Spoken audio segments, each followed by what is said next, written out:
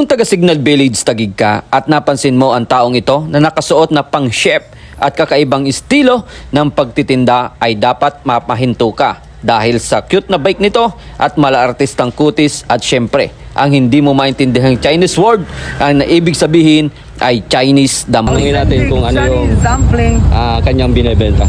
What are you selling, sir? Chinese water fried buns or Chinese dumplings. Ayan, oh.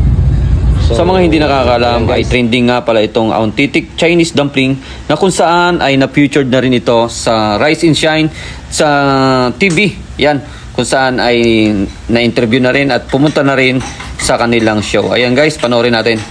Ay, ang sarap. Nakakainganyo nga naman kapag napadaan sa'yo, si Chef Tony. Have you tried this viral Chinese dumpling? Tara, samahan nyo ako at tikman ang authentic Chinese dumpling located at Camia Street, South Signal Village, Taguig City. Ayan guys, so puntahan nyo na at hanapin nyo ang kanyang address. Okay.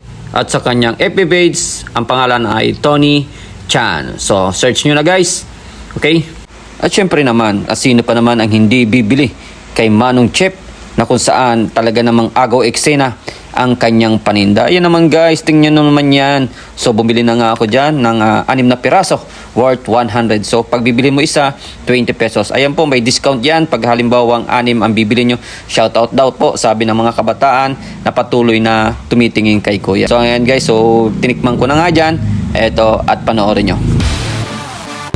First bite. Okay. Yummy. Best. Sarap. Yummy. Mas masarap Take a closer look at the dumpling. Dumpling. Okay. Nice. Thank you. Puntahan nyo na rin guys dito sa Palio Street. Ayan. Sa Luzon. Nandito lang siya. Salamat.